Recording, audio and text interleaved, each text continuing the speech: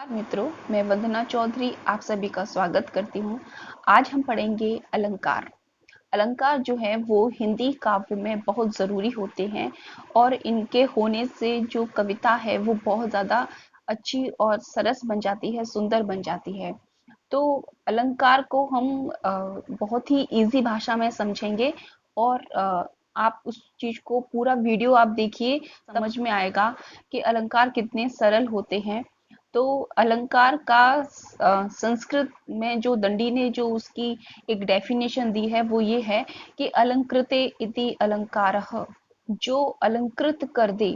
अलंकृत करना का मतलब जो सुंदर बना दे, किसी चीज को सुशोभित कर दे, वो अलंकार है। अब इसको हम हिंदी में साधारण भाषा में पहले मैं आपको बताती हूँ कि जैसे कि जब कोई स्त्री होती है या जब कोई भी इंसान है, जब वो आभूषण पहनता है तो जो उसकी सुंदरता होती है वो कई गुना बढ़ जाती है। तो अलंकार यही काम करते हैं। हिंदी काव्य में, कविता में जब हम अलंकारों का प्रयोग करते हैं तो जो कविता के अंदर जो सुंदरता है वो और ज्यादा बढ़ जाती है। कविता का शाब्दिक रूप में और उसका जो आर्थिक जो अर्थ के रूप में जो उसका सुंदरता होती है, उसके अंदर जो लय होती है वो कई गुना बढ़ जाती है। तो अलंकार जो है वो एक तरीके से काव्य को की सुंदरता बढ़ाने वाले आभूषण हैं। जिस तरह से इंसान आभूषण पहन के सुंदर बनता है, इसीलिए इसी प्रकार कविता को हम सुंदर बनाने के लिए अलंकारों का प्रयोग करते हैं। अब हम इसकी डेफिनेशन पे जाते हैं कि जिन गुण धर्मों द्वारा काव्य की शोभा बढ़ाई जाए उसे हम अलंकार कहते हैं।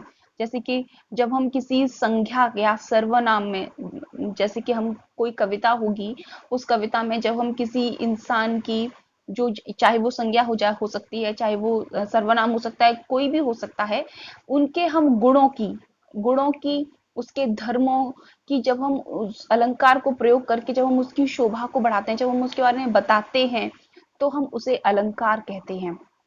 इसके तीन भाग हैं अलंकार के: शब्दालंकार, अर्थालंकार और उभयालंकार।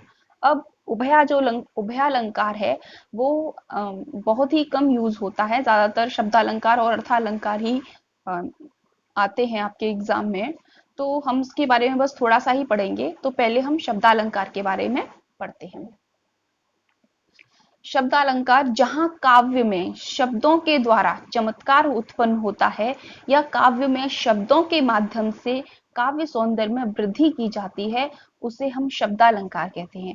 अब इसको हम सीधी भाषा में समझने की कोशिश करें कि जब कोई कविता होती है, उस कविता में जब शब्दों के द्वारा उस कविता की सुंदरता ज्यादा बढ़े, चमत्कार उत्पन्न होने का मतलब यहाँ से यह है कि जब शब्दों के द्वारा ही हम कविता में एक सुंदरता महसूस हो, कि उसको हम जब पढ़ें तो उसके साथ एक लय बने, उसके साथ उसका उसकी तुक बने या जो भी है, कविता को पढ़ने में जो हम शब्द ही उसको और ज्यादा सुशोभित करें, तो हम उस चीज को शब्दालंकार कहते हैं।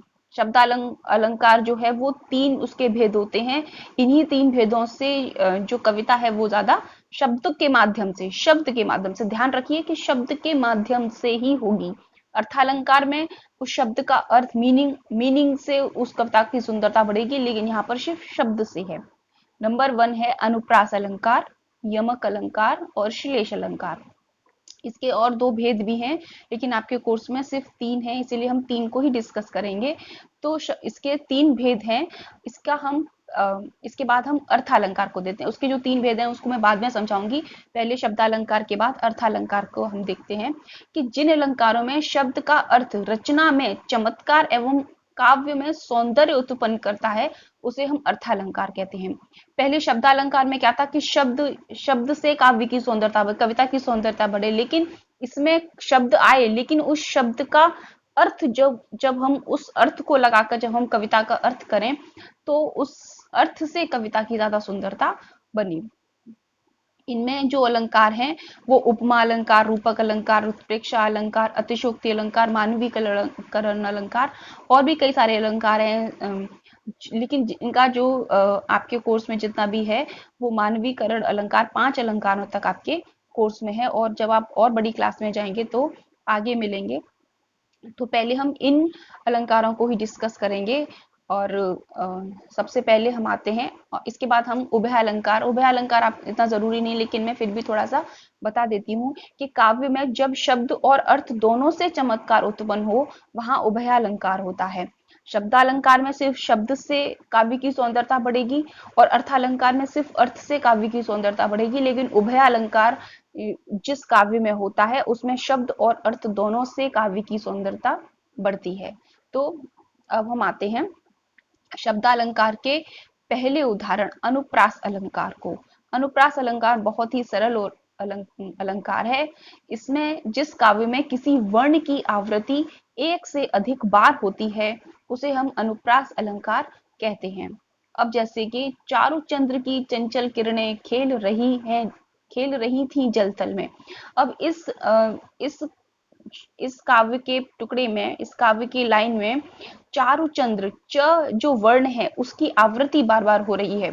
जो वर्ण है इसमें च वर्ण की आवृत्ति बार बार हो रही है, क्योंकि इसमें इस शब्द को यूज नहीं किया गया है। शब्द के हम अर्थ को यूज नहीं कर रहे हैं कि चारु का अर्थ क्या है, चंद्र का अर्थ क्या है, हम उसको नहीं यूज कर रहे हैं। हम सिर्फ शब्द को देख रहे हैं कि जो वर्ण आया है, शब्द के अंदर जो वर्ण है, च वर्ण है, उसकी आवृत्ति बार बार हो रही है। इसीलिए उस च को ज्यादा बोलने में उस काव्य की सौंदर्यता बढ़ रही है। जैसे चारु चंद्र की चंचल किरणें, जैसे हम लोग सिंपल भाषा में बोलते हैं कि चंदू के चाचा ने चंदू की चाची को चांदनी चौक पर चांदी की चम्मच से चटनी चटाई। तो इसमें च वर्ण से जो इस काव्य की जो सौंदर्यता है वो मतलब बढ़ रही है, वो अच्छा लग रहा है बोलने में।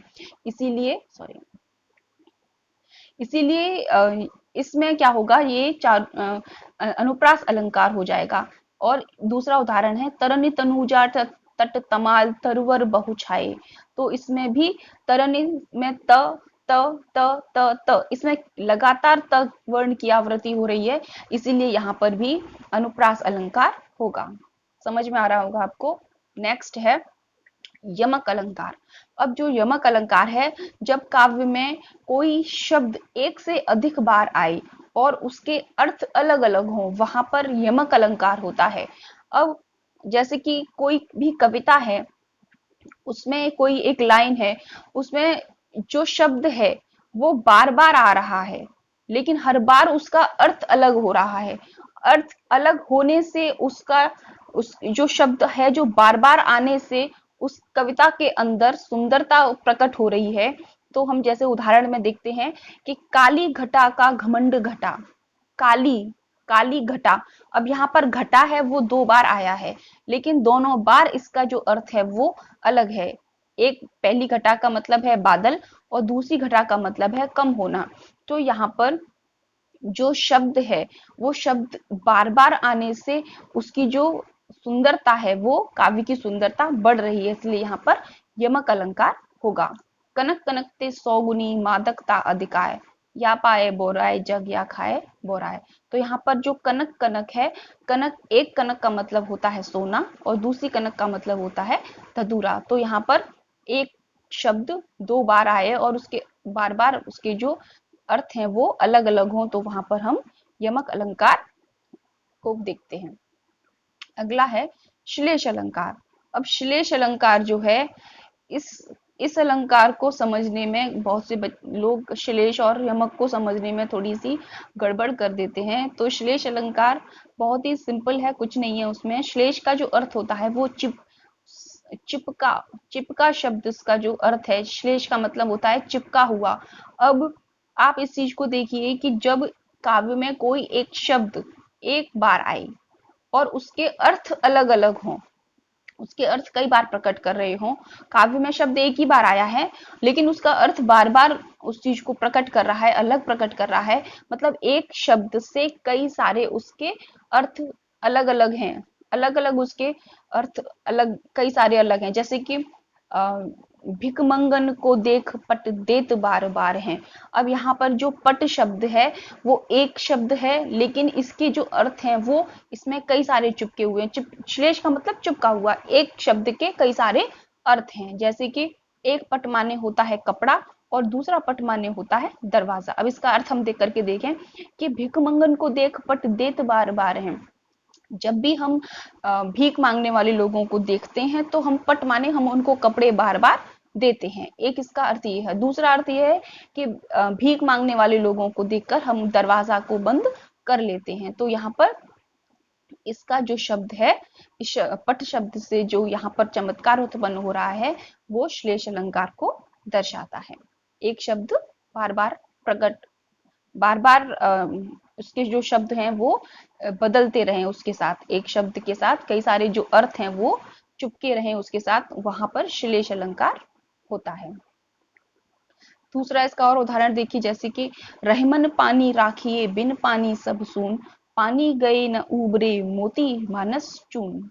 अब इस अलंकार में जो शब्द है यहाँ पर पानी, पानी का जो शब्द है उसके अर्थ अलग अलग हैं। मोती के साथ अलग है, मनुष्य के साथ अलग है और आटे के साथ अलग है।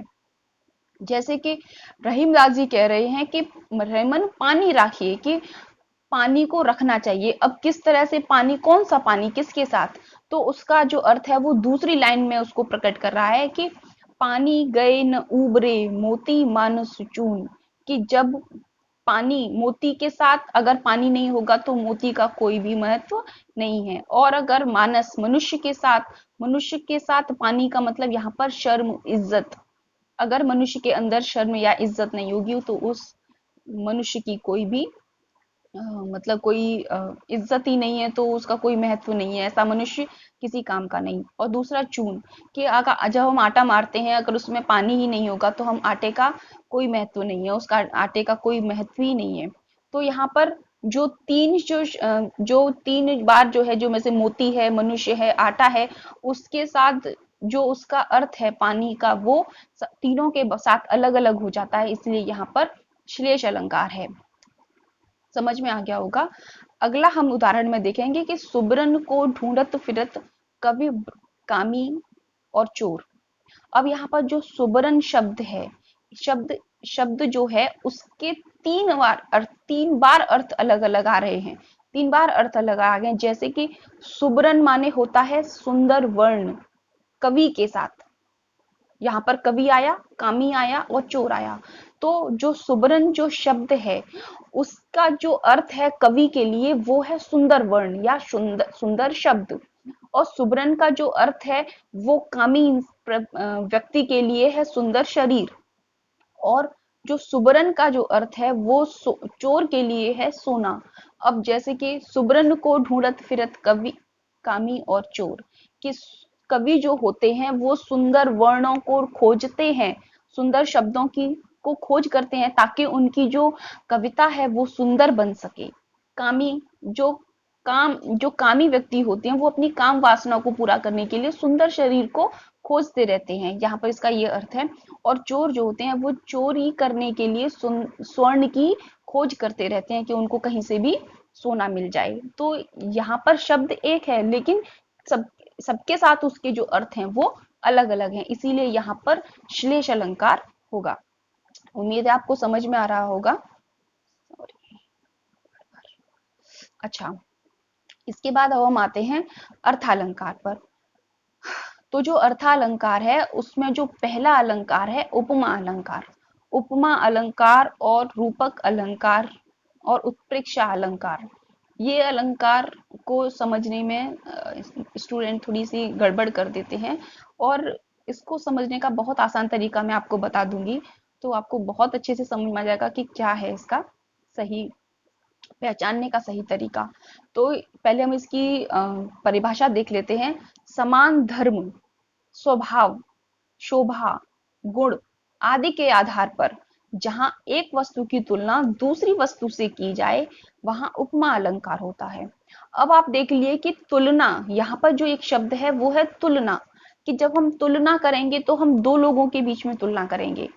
जब हम किसी इंसान की तुलना करते हैं तो वहां पर दो लोग होते हैं या और भी ज्यादा लोग होते हैं, लेकिन बात जो शब्द को हम पकड़ना है, हमें तुलना वाले शब्द को पकड़ना है, कि जब हम किसी एक व्यक्ति की तुलना दूसरे व्यक्ति से करते हैं तो हम उसमें क्या देखते हैं, समान धर्म, कि वो दोनों में एक जैसी समानता है, उन दोनों का स्वभाव एक जैसा है, स्वभाव, शोभा, मतलब उनकी सुंदरता, गुण, उनके अंदर जो गुण है, इन इन चीजों के आधार पर जब हम किसी व्यक्ति की या वस्तु की जब हम तुलना करते हैं, तो वहां पर उपमा अलंकार होता है। उदाहरण के तौर पे अभी अभी समझेंगे। उपमा अलंकार के 4 अंग होते हैं। उस जो 4 अंग जो है उनको मैं अभी आपको उदाहरण के साथ आपको समझाती हूँ कि राधा का मुख चंद्रमा के समान है। तो राधा के मुख की तुलना मैंने चंद्रमा से कर दी, तो यहाँ पर उपमा अलंकार होगा। अब उसको हम कैसे समझेंगे कि राधा का जो मुख है वो चंद्रमा के समान है, इसको मैंने यहाँ पर शोभा के रूप में लिया कि मैंने उन दोनों की जो सुंदरता की जो शोभा है वो मैंने यहाँ पर दर्शाई है। तो यहाँ पर कौन सा गुण आ गया? शोभा वाला आ गया। अब जैसे कि यहाँ पर उपमेय क्या है, उपमान क्या है, साधारण धर्म क्या है और वाचक शब्द क्या है, वो आप इधर समझने की कोशिश कीजिए कि उपमेय, उपमेय का मतलब जिसकी उपमा दी जाए, जिसकी उपमा दी जाए। अब यहाँ पर उपमेय कौन है? वो राधा है। राधा का मुख चंद्रमा के समान है, तो मैं राधा की तुलना कर रही हूँ, तो उपमा किसकी दे रही हूँ? राधा की। उपमान, जिससे उपमा दी जाए। अब मैं किससे उपमा दे रही हूँ? मैं चंद्रमा से उपमा दे रही हूँ कि राधा का मुख चंद्रमा के समान है, तो यहाँ पर जो उपमान हो गया वो हो गया चंद्रमा। साधारण धर्म, जिस गुण को लेकर उपमा दी जाए। अब गुण कौन सा है? कि सुंदरता वाला गुण है। मैंने सुंदरता की तुलना की है, तो यहाँ पर साधारण धर्म हो गया सुंदरता। अब वाचक शब्द हो गई जिस शब्द से उपमा प्रकट की जाए। उपमेय और उपमान की जो समानता है वो प्रकट कर रही है। मैंने क्या यूज किया है? मैंने कहा कि राधा का मुख चंद्रमा के समान है, तो जो समान शब्द है वो यहाँ पर वाचक शब्द है। तो जो समान शब्द है वो यहाँ पर वाचक शब्द है। अब इस उपमा अलंकार के बीच में जब आप कोई भी वाक्य हो या कोई भी काव्य की कोई टुकड़ा हो, लाइन हो, तो आप उसमें देखिए कि सा, सम, सी, समान, इस तरह के जो वर्ड होते हैं वो उपमा अलंकार को प्रदर्शित करते हैं। अब जब हम दो लोगों के बीच में तुलना करेंगे, तो सा, समान, सी, इस तरह के शब्द तो आएंगे ही। आप खुद करके देखिए। अगर मैं किसी से कहूं कि राम राम उतना ही होशियार है जितना कि सोहन, तो उतना और जितना मतलब उसके समान, उतना और जितना का मतलब उसी के समान। राम और जो श्याम है या जो भी नाम है वो एक समान है, मतलब दोनों ही एक समान होशियार हैं। तो यहाँ पर जो इस तरह के जो शब्द हैं वो दोनों के अंदर जो तुलना उत्पन्न करें वो उपमा अलंकार को प्रदर्शित करते हैं। और अच्छा, इसके और उदाहरण भी है यहाँ पर। जैसे राम का मुख कमल के समान है, तो राम का जो मुख है वो उपमेय है, ठीक है। और कमल जो है वो यहाँ पर उपमान है कि हम कमल से तुलना कर रहे हैं। समान का जो शब्द है वो है वाचक शब्द। उपमेय और उपमान के बीच में जो समानता को प्रकट दिखा रहा है वो हो गया समान शब्द। सुंदर का जो यहाँ पर अर्थ है वो साधारण धर्म हो गया। हाय फूल सी कोमल बच्ची, राख राख की ढेरी सी। तो यहाँ इस काव्य के लाइन में जो बच्ची है वो उपमेय है, फूल है वो उपमान है, कोमल है वो साधारण धर्म है, और जो सी जो शब्द है वो वाचक शब्द है। इसको आप बार बार अपने आप से जब निकालेंगे किसी शब्द को, किसी काव्य के अंदर जो लाइन है उसको आप खुद से जब देखेंगे तो आपको समझ में आएगा कि आप खुद से जब निकालेंगे तो आपको समझ में आएगा कि उपमा अलंकार है कि इसमें रूपक अलंकार है। जब आप इस चीज को पढ़ेंगे बार बार, जब आप इस चीज को बार बार पढ़ेंगे तभी आपको ये चीज समझ में आएगी। और एक एक चीज याद रख लीजिए कि जब उपमा अलंकार होता है तो वहां तुलना की जाती है एक चीज की दूसरे के साथ, जो तुलना की जाती है। अब हम आते हैं रूपक अलंकार पर। तो जो जो रूपक अलंकार है उपमा अलंकार से थोड़ा सा डिफरेंट है और बहुत ही सरल है। एक बार आप समझ लीजिए तो आपको कोई प्रॉब्लम नहीं होगी कि रूपक अलंकार कौन सा है कि उपमा अलंकार कौन सा है। आप जब भी एग्जाम में आप किसी भी काव्य के टुकड़े को या काव्य की लाइन को जब आप देखोगे तो आपको खुद ही बता सकते हो कि इसमें कौन सा अलंकार है। पहले हम परिभाषा देखते हैं। जब काव्य में रूप गुण की अत्यधिक समानता के कारण उपमेय पर उपमान का भेद रहित आरोप होता है, उसे हम रूपक अलंकार कहते हैं। साधारण भाषा में आपको समझाऊं कि जब हम उपमेय में उपमा अलंकार में जब हम क्या करते थे कि दो लोगों की हम तुलना करते थे कि वो इसके समान है, ठीक। लेकिन रूपक अलंकार में हम क्या करेंगे, हम उपमेय और उपमान में कोई समानता ही नहीं कहें, हम कहेंगे कि वो वही है। उसमें उसमें समानता समानता का तो मतलब ये हो जाएगा कि वो थोड़ा सा ऐसा है और थोड़ा मतलब ऐसा है, मतलब समान है इस तरह से। लेकिन रूपक में क्या है कि वो जो उपमेय और उपमान है वो दोनों ही एक एक ही हैं। वो ये है। इसको समझने में बस ये देखिए कि मैं उदाहरण के साथ समझाती हूँ कि चरण कमल बंदौ हरे राही राई कि जो हरे माने जो ईश्वर है उसके जो चरण हैं वो कमल हैं। मैं ये नहीं कह रही कि चरण कमल के समान है, ऐसे नहीं कह रही। अगर के समान आ जाता तो यहाँ पर उपमा अलंकार होता। लेकिन यहाँ पर यह है कि जो हरि के जो चरण हैं वो कमल ही हैं। उपमेय और उपमान में कोई भी भेद नहीं है। भेद रहित आरोप का मतलब उपमेय और उपमान में कोई भी भेद नहीं होता। वो दोनों एक जैसे एक ही होते हैं।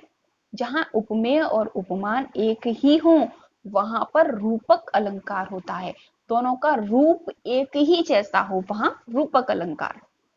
जैसे यहाँ ईश्वर के चरणों को कमल बताया गया है, तुलना नहीं की गई है कि ईश्वर के चरण कमल जैसे हैं, ऐसा नहीं कहा गया है, कमल ही है ये कहा गया है। जैसे अंबर पन घट में डुबो रही तारा घट उषा नागरी।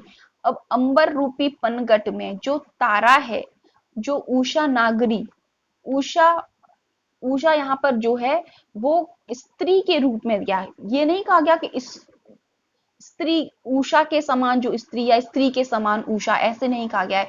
स्त्री को ही उषा बोला गया है। उषा मतलब जो सुबह की जो किरण होती है उसको यहाँ पर स्त्री के रूप में यहाँ पर दर्शाया गया है, जो कि तारे रूपी घड़े को डुबो रही है। तो जहां पर उपमेय और उपमान को एक ही समान बताया जाए, उन दोनों का रूप एक ही हो, वहां पर रूपक अलंकार होता है। उम्मीद है आपको समझ में आ गया होगा। और कोई प्रॉब्लम है तो आप मुझे कमेंट में लिख सकते हैं।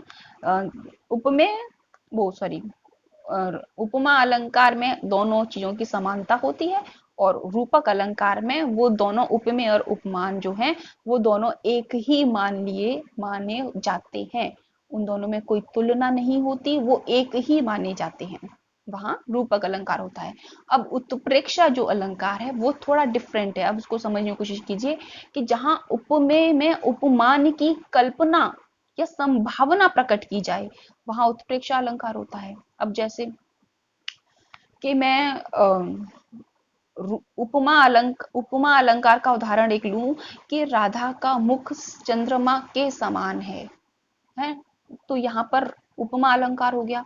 और मैं अगर ये बोलूं इसी शब्द इसी वाक्य को बोलूं कि राधा का मुख चंद्रमा है, राधा का मुख चंद्रमा है, तो ये हो गया रूपक अलंकार। और अगर मैं इसी वाक्य को उत्प्रेक्षा में बोलूं तो मैं ये कहूंगी कि राधा का मुख ऐसा है मानो चंद्रमा। राधा का मुख ऐसा है मानो चंद्रमा। तो मैंने मानो जो शब्द लगा दिया वहां मैंने संभावना प्रकट कर दी। उपमेय और उपमान में मैंने संभावना प्रकट कर दी। मैंने वहां पर उस कल्पनाशीलता को ले लिया कि ऐसा ही है, मतलब मान लो कि उसके समान ही मुख है।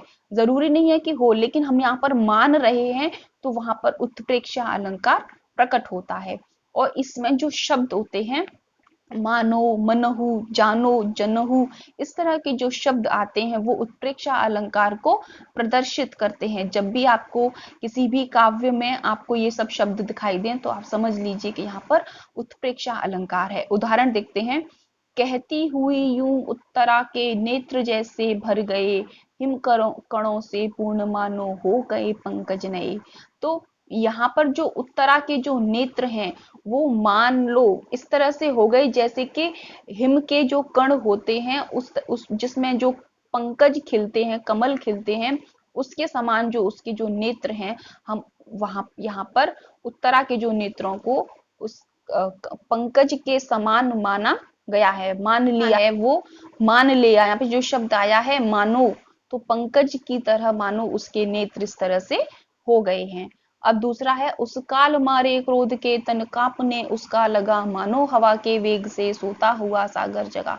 तो यहाँ पर भी देखो मानो जो शब्द है वो आया है और यहाँ पर उत्प्रेक्षा अलंकार है। अगला है मानवीकरण अलंकार। जब जड़ पदार्थों और प्रकृति के अंग, नदी, पर्वत, झरने, पत्थर, पक्षी, इन चीजों को जब हम मानव के रूप में हम प्रदर्शित करते हैं, ऐसा लगे कि जैसे कि ये सब चीजें मानव के रूप में ही हैं। जड़ पदार्थ का मतलब निर्जीव चीजें, और प्रकृति के अंग ये जो कोष्टक में लिखे हुए हैं ये प्रकृति के अंग हैं। जब हम कविता में इनको मानव के रूप में, सजीव रूप में जब हम दिखाते हैं तो वहां पर मानवीकरण अलंकार होता है। जैसे, है वसुंधरा बिखेर देती मोती सबके सोने पर, रवि बटोर लेता है उनको सदा सवेरा होने पर। अब यहाँ जो वसुंधरा है उसको स्त्री के रूप में दिखाया गया है कि जैसे ही रात होती है तो जो वसुंधरा मतलब जो धरती है वो तारों के रूप में मोतियों को बिखेर देती है, और जब सुबह होती है तो रवि, रवि का मतलब सूर्य, जब सूर्य सुबह होती है तो जो सूर्य है वो उसको बटोर लेता है, सारे तारों को बटोर लेता है। तो यहाँ पर जो रवि है उसको, रवि और वसुंधरा को मानवीकरण, मानव के रूप में दिखाया गया है कि एक बिखेर देती है मानव की तरह और दूसरा उसको समेट लेता है। मेघ में आसमान से उतर रही संध्या सुंदरी परी सी धीरे धीरे। अब आसमान में, बादलों में, आसमान में बादल हो रहे हैं और बादल में से जो संध्या का मतलब शाम जो है वो शाम धीरे धीरे इस तरह से उतर रही है। ऐसा लग रहा है जैसे कि आसमान से कोई परी उतर रही हो।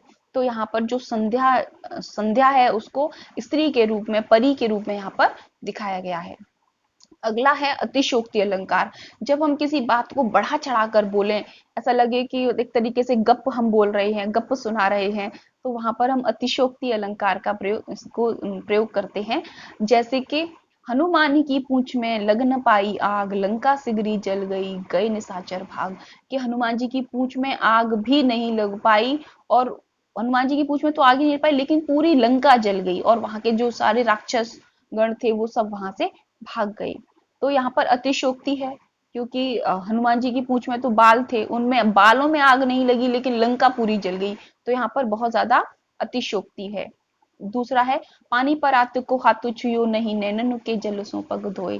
जब कृष्ण भगवान के पास सुदामा उनसे मिलने आते हैं तो सुदामा की हालत को देखकर जो कृष्ण भगवान जो उनके पैर धोने के लिए पानी में, परात में जो पानी लेकर आए थे, कि उन्होंने उस पानी को प्रयोग ही नहीं किया, इतना वो रोए कि उनके आंसुओं से ही सुदामा के पैर धुल गई।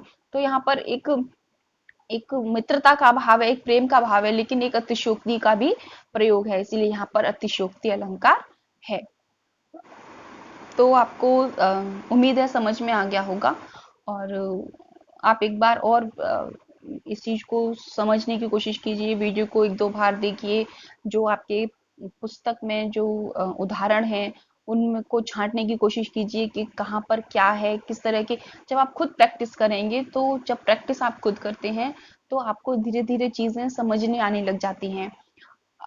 जब तक आप प्रैक्टिस नहीं करोगे सिर्फ वीडियो के माध्यम से या सिर्फ इस तरह से ही पढ़ लिया, तो आपको थोड़े समय के बाद जब आप उसको भूलने लग जाओगे। आप डेफिनेशन भले ही लर्न मत करो, लेकिन जब आपने उस कंसेप्ट को समझ लिया, उस चीज को आपने समझ लिया, तो आप खुद ही डेफिनेशन उस चीज की बना दोगे, खुद ही उसके उदाहरण में अपने आप से आप पता लगा लोगे कि क्या है। बस एक बात समझ लो कि उपमा अलंकार क्या होता है, रूपक अलंकार क्या होता है, उत्प्रेक्षा क्या होता है, श्लेष अलंकार, यमक अलंकार, इस तरह के जो अलंकार हैं, ये सब चीज़ में क्या है, क्या बोलना चाह क्या रहा है, क्या समझ में क्या समझा रहा है, क्या इनकी पॉइंट है उसको पकड़ने का, कि हम किस चीज़ से हम इसको समझ सकते हैं।